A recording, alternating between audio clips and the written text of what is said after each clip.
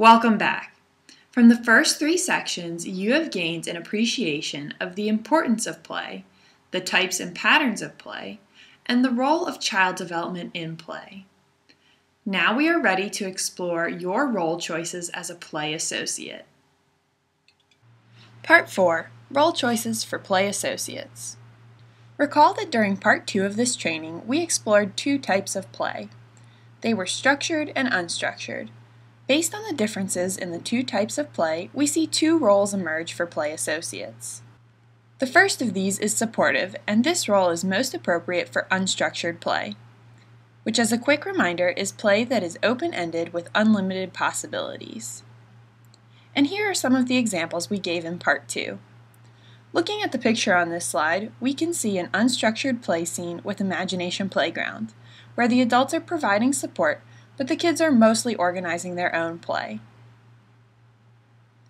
The second of the two role choices is directive, and it is more appropriate for structured play, which you will recall as play with a set of rules with specific objectives.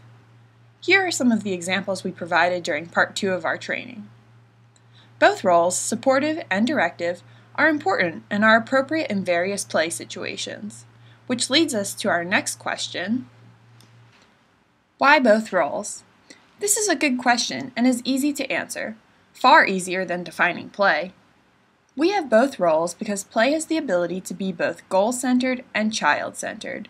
And after learning from the previous parts of this training, I think you can appreciate that children need a balance between learning and acquiring skills, which is accomplished during goal-centered play, as well as play that is centered upon the child with active engagement on their part.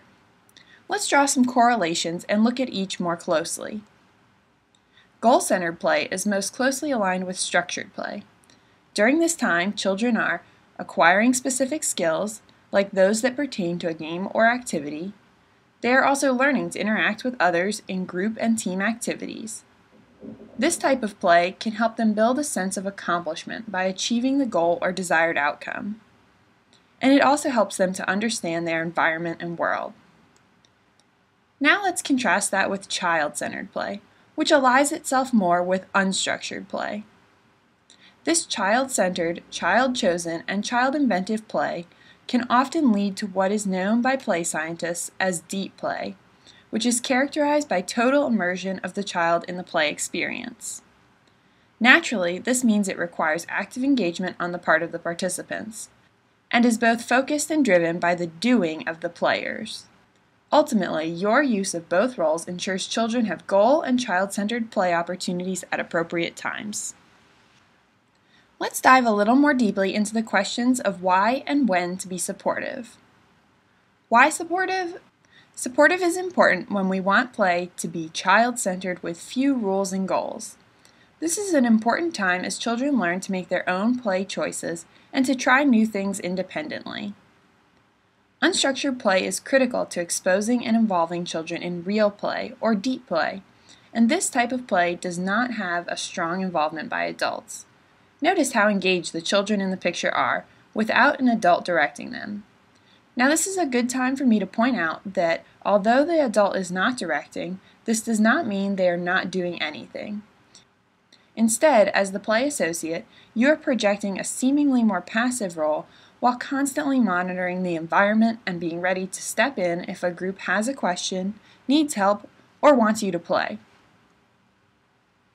The next question you may be asking is when you should be supportive. In Part 5, we will explore specific factors to consider when making your role choice. But for now, times to consider the supportive role include quiet times when children are pursuing their own interests, like we see with the boy in this picture who is testing the track he has designed. Another great time to be supportive is after a structured activity. For instance, as we've mentioned before, you may read a story to the group, a structured activity that asks the children to sit and listen. Then you might encourage them to build something from the story using Imagination Playground and let them play while you support. No matter the age group of the children, you should always set time aside to use a supportive role. Now that you have a better understanding of the supportive role, let's contrast it with the why and when of directive. First, the why. Recall some of the things you learned to do in your younger years. Did someone explain the rules of kickball to you? Was there someone who taught you how to play cards? There is a world of facts and skills to be acquired, and most often a directive role is what helps children to learn and grow. So why directive? Because play is a way in which children acquire knowledge, learn new skills, interact with one another, and further their growth and development. And you can provide a better framework for this growth and development by giving children direction under certain circumstances. The next question is, when will you be directive? Based on our examples, you have likely deduced that a directive role is appropriate when there's a particular new skill or additional nugget of knowledge that would be helpful for the group to acquire, or when the group is having difficulty of some kind. It is important that this not be confused with helping them out of a situation they can handle. Remember what we said in Part 3. Sometimes a little boredom is all kids need before they have their next big idea. If a conflict does arise, give them time to resolve the conflict before becoming directive. If they're not successful in arriving at their own resolution, become directive to impart the skills needed to work together to solve the problem. So now that you have an appreciation of why and when it is important to use both roles, you may be wondering how you decide which role to play.